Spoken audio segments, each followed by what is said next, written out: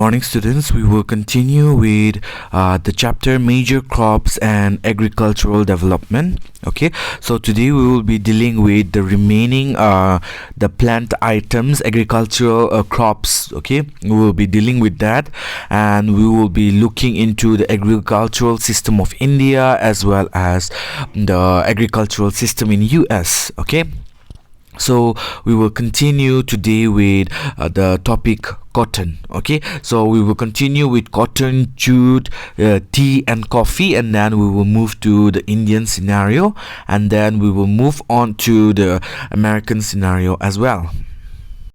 Okay, so today we will be dealing with cotton, okay, and the other remaining crops as well. Okay, so cotton is not new to India, okay, because cotton had its origin in India, and we could even trace back to the Indus Valley civilization where cotton has been used. Okay, so we can say that cotton is somehow like very ancient in India because it is like it has its origin in India. Okay, and cotton plays a very important role because it was used as a raw material, okay, in order to make clothes. We even today use cotton for making clothes, okay, cotton clothes.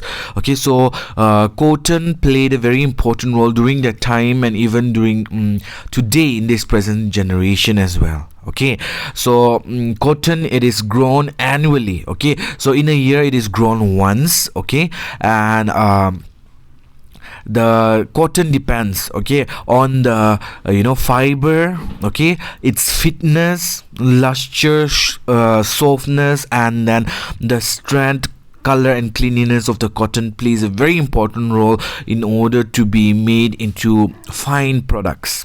Okay, so as I said, cotton has its origin in India. It was even used during the Indus Valley civilization, and in order to plant cotton, okay, the important necessary things are, okay, the area where cotton is grown, the temperature should be about 27 degrees Celsius, okay, that is during the growing season.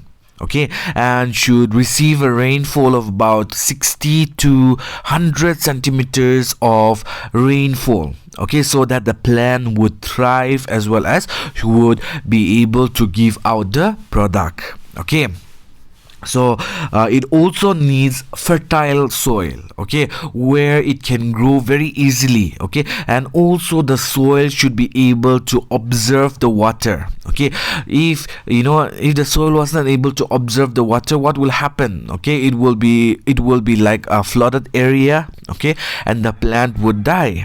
Okay, and so well drained soil is needed.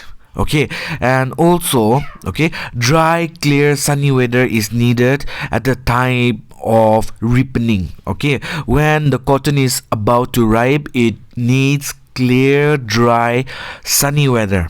Okay, and it is found in countries like USA, okay, like India, USA, China, Pakistan, okay, Uzbekistan, okay, Uzbekistan. Okay, so these are the areas where cotton is produced at a very large rate. Okay, but if you look into the scenario in US, you will find that they have very, very big estates means very, very big land areas where they cultivate this cotton. Okay, and it is also done by the use of machines. So we can say that US also has a large amount of cotton growing areas, okay, and it is done by machines. So that is all about cotton. We will be discussing next, that is jute. Okay, jute is the second largest and very important fiber fiber crop, okay, a vegetable fiber, okay, which is used widely by people. Okay, besides cotton is at the number one. Okay, so second comes jute. Okay, why jute is very important, we will learn that. Okay, so when I say jute, okay, you can just look into the picture out here and you can see that what is jute. Okay, it is used mostly for packing stuffs. Okay, it is used as sack. Okay, it is used as sack, and then it is used to field products and then send off to other places. Okay, for example, we can just say in Hagamese it is busta. Okay, so it is used widely all around the world, and it is also known as the golden fiber. Okay, jute is known as the golden fiber, and it can also be called as brown paper or of wholesale trade. Okay, it is like a brown paper for wholesale trade, because we used to pack products in order to send it to other areas. Okay, and jute is grown, okay, this plant is grown in well warm and wet climate, okay, and also needs alluvial soil which is rich in salt. Okay, however, okay, the most suitable place for growing jute is when a river flows, it brings soil along with them. Okay, so in the plain areas, the soil gets stagnated. Okay, so in this region, jute can be grown at a very perfect level. Okay, so most of the people, they prefer this kind of soil in order to cultivate jute. Okay, and jute is usually planted at around March to April.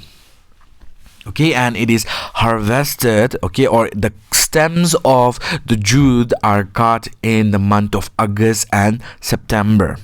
Okay, and it is produced mostly in countries like India, okay, Bangladesh, Brazil, China, Taiwan, and Malaysia. Okay, India and Bangladesh are the leading producers of jute. Okay, so these two countries are producing more jute than any other countries in the world. Okay, this is tea. Okay, we all know what tea is because we consume it in our day-to-day life. Okay, starting from the morning tea that we have, from the afternoon, as well as the evening tea that we have. Okay, so tea leaves, I'll just say tea leaves, okay, plays a very important role. Okay, and it is mostly grown in hilly areas. Okay, tea is mostly grown in hilly areas, and it is originated,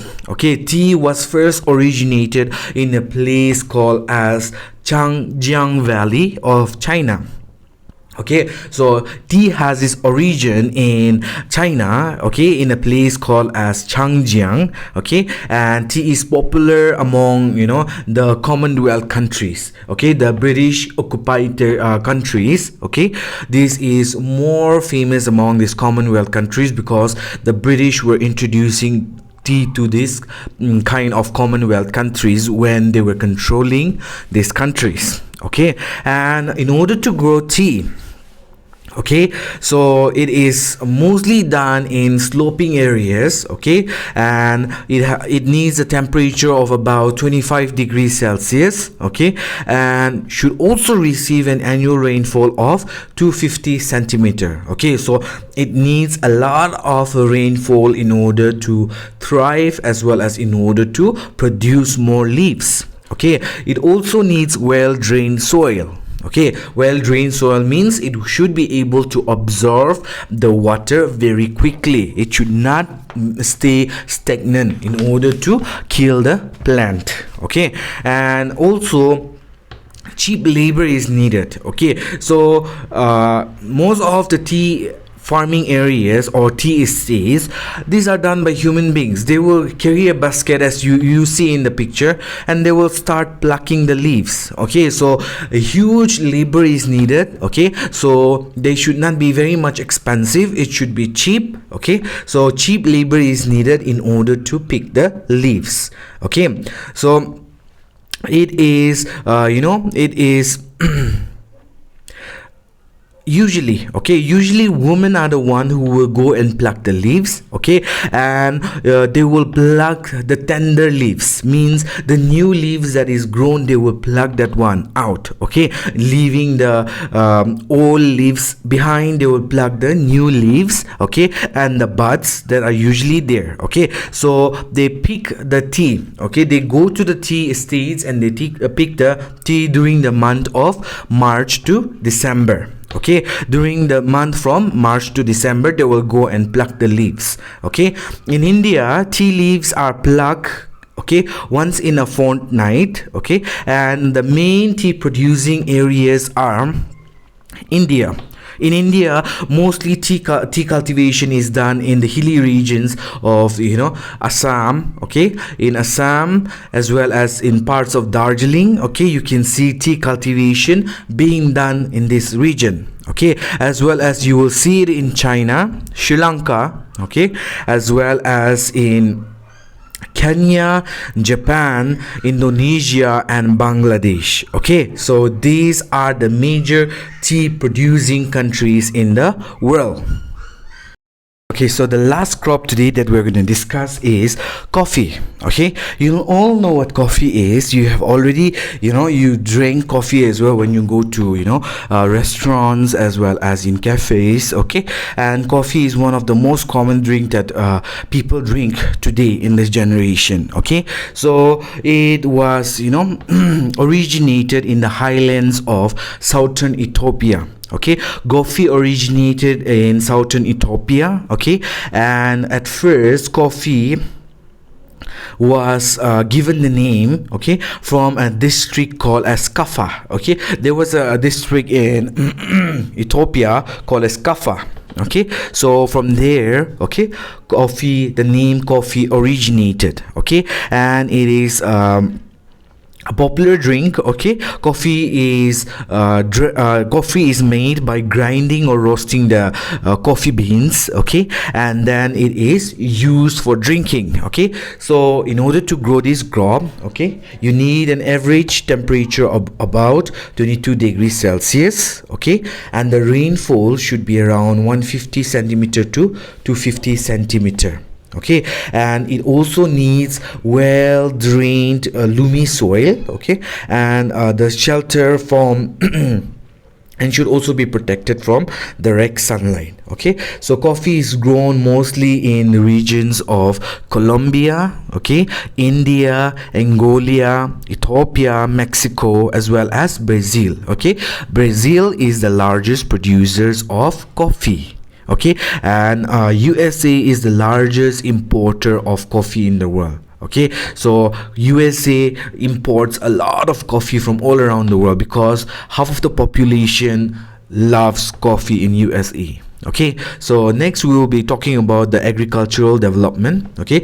Agricultural development is much needed all around the world, okay. So agricultural development, what is needed, okay, what needs to be achieved is, okay, number one is to have is to bring a large part of land under agriculture or under cultivation, okay.